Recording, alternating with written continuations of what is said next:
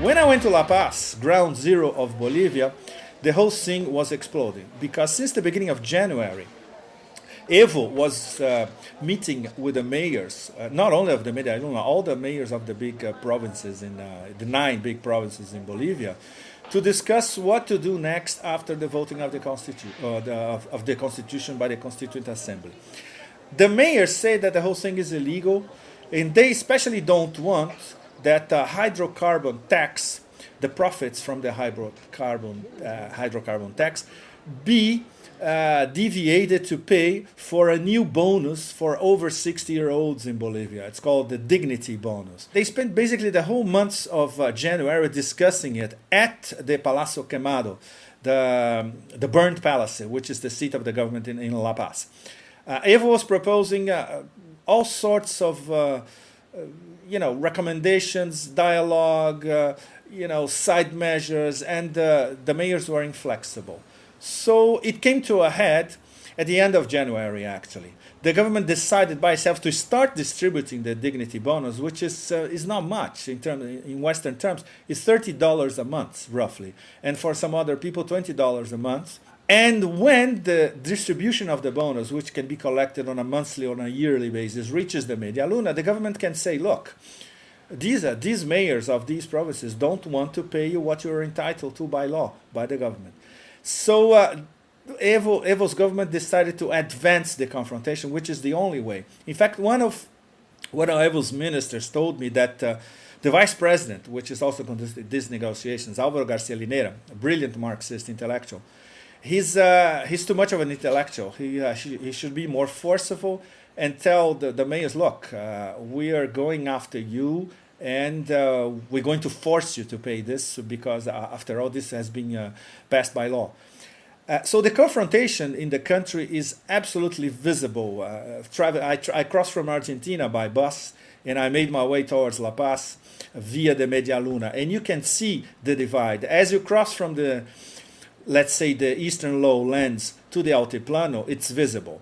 The thing is, 65% of Bolivia is indigenous populations. Roughly 20% are mestizos, and there are only 15% whites.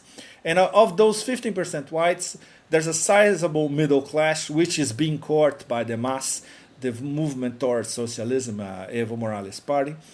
And there is an extremely significant, because very wealthy, extreme right concentrated, especially in Santa Cruz, in parts of Cochabamba, because the mayor of Cochabamba is also extreme right wing, and the provinces of Beni and Pando, more to the north of Bolivia. This has all been very well concerted with the U.S. Embassy in La Paz. So you see the U.S. Embassy in La Paz and these massive land-owning interests in the Media Luna allied against a government that is truly representative. Is still Evo's popularity hovers around 60%, and if people went to the polls in a referendum, which was proposed by Evo himself on his government and on the different mayors, everybody would put their jobs on the line. I'm sure the government would win, and the government knows they would, but they want to discuss. This is not, it's a case of separatism, instilled and instigated by the U.S. Embassy in La Paz, of course. And that's what the major landowning interests in the eastern lowlands want as well. But can you imagine if this was in China? If it was in China, with Tibetans in China or people in Xinjiang, the Uyghurs in Xinjiang, how they would be repressed by the central government, as they are, as we speak. In Bolivia, Evo's government is trying to do this via dialogue and consultation. But it's inevitable. During 2008, the confrontation will come to its apex. It's going to be a very, very difficult year for Bolivia.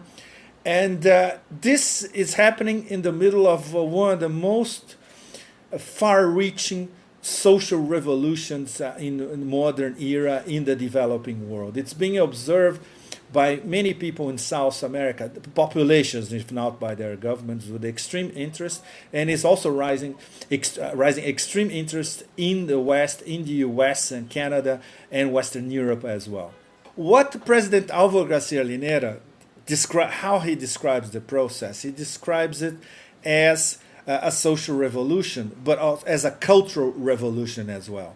And especially, Evo and Álvaro Garcia Linera described it as a decolonization process. If you go to the mines of Potosí, you understand it how. And you understand how this decolonization is at least 300 years late, if not 400 years late. It's happening right now. But the Washington Consensus and the comprador elites of Bolivia, which are no better, no worse, or as bad as any comprador elites in South America or in the developing world for that matter, they will fight very, very hard against it.